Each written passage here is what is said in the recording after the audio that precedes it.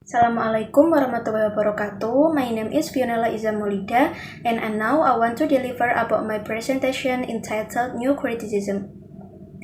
Sebelum kita memulai presentasi, saya akan menjelaskan apa itu New Criticism. Jadi, New Criticism merupakan kritik sastra yang berkembang di Amerika Serikat pada tahun sekitar 1920 sampai 1960.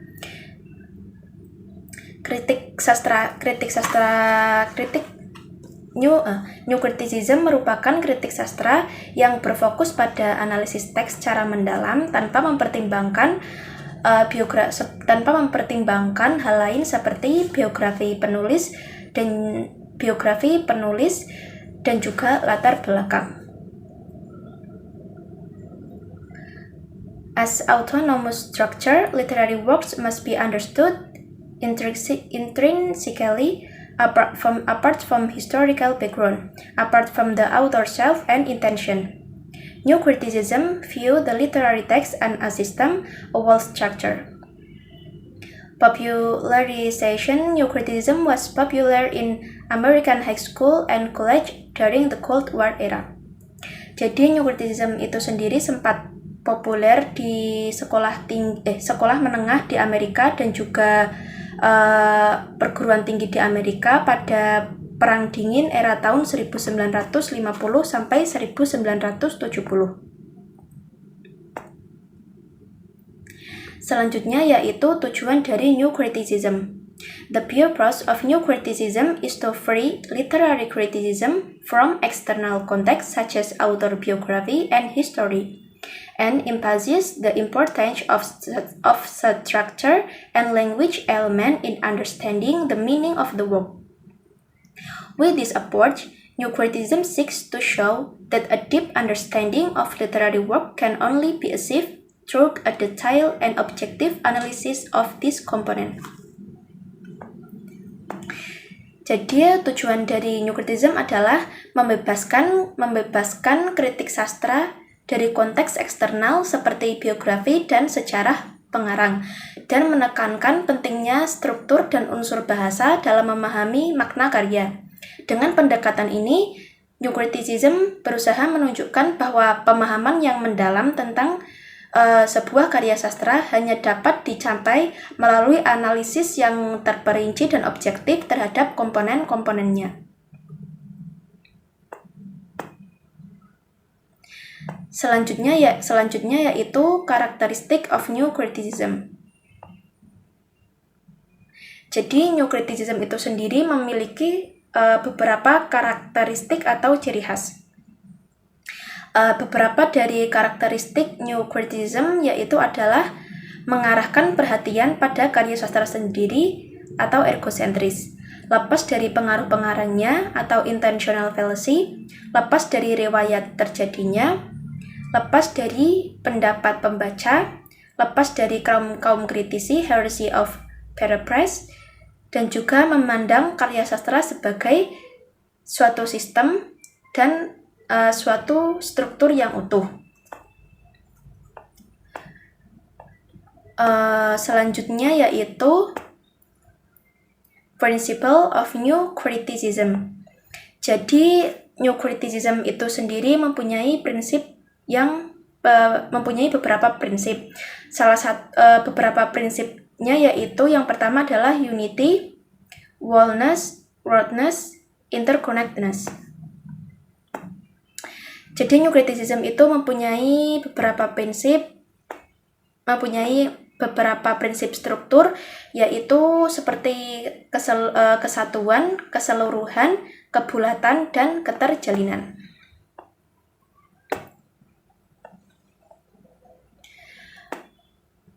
Selanjutnya yaitu application of New Criticism. Jadi di mana aja sih New Criticism itu diaplikasikan dalam suatu karya sastra? Berikut ada beberapa contoh literary example dari New Criticism. Yang pertama mungkin cukup familiar, yaitu dari T.S. Eliot, The Wasteland, Symbolic Language and Structure Analysis. Yang kedua yaitu Thematic Unity and Metaphor Usage karya John Keats Ordes. Selain di mana New Criticism itu diaplikasikan, New Criticism juga memiliki impact on modern criticism. Yang pertama yaitu Influence on Contemporary Literary Theory and Practice Emphasizing Text-Centric Analysis. Selanjutnya yaitu Figures in the New Criticism. Jadi sebenarnya New Criticism itu memiliki banyak tokoh, namun mungkin yang terkenal atau yang sering kita dengar namanya adalah T.S. Eliot. Mungkin karena karya sastranya juga cukup terkenal. Jadi berikut beberapa tokoh dalam New Criticism. Selain itu, di sini juga disebutkan peran tokoh beserta peran-perannya dalam New Criticism. Yang pertama yaitu John Crowe Ransom.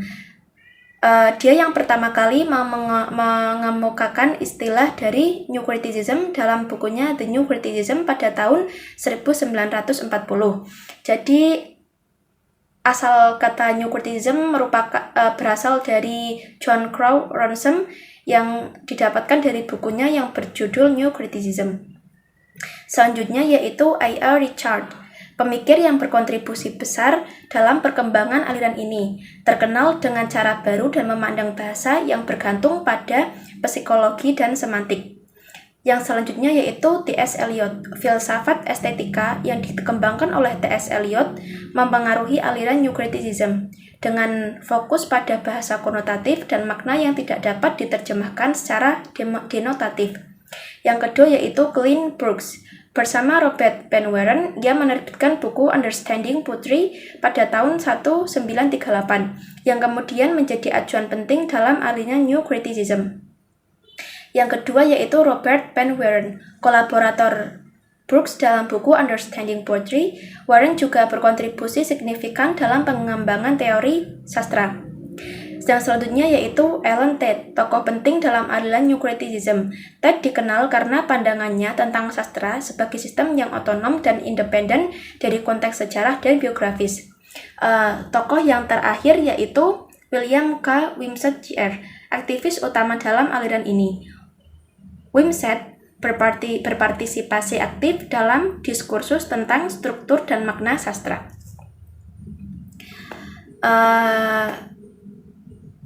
Yang terakhir yaitu Conclusion.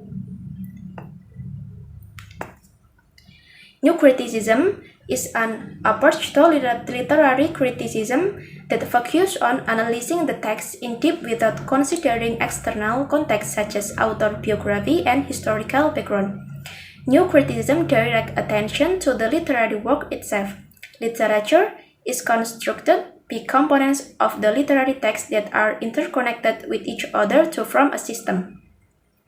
The use of distinctive grammar, such as irony and paradox, as well as ambiguity, are also considered. The main source of his object is the author of the work, the social context, or historical situation. Jadi kesimpulannya, New Criticism merupakan suatu pendekatan kritik sastra yang berfokus pada menganalisis teks secara mendalam tanpa mempertimbangkan konteks eksternal seperti biografi penulis dan juga latar belakang sejarah. New Criticism memperhatikan karya sastra itu sendiri.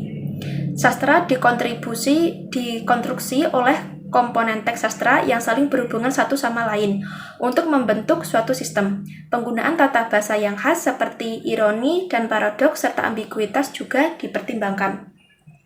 Sumber utama dari hal ini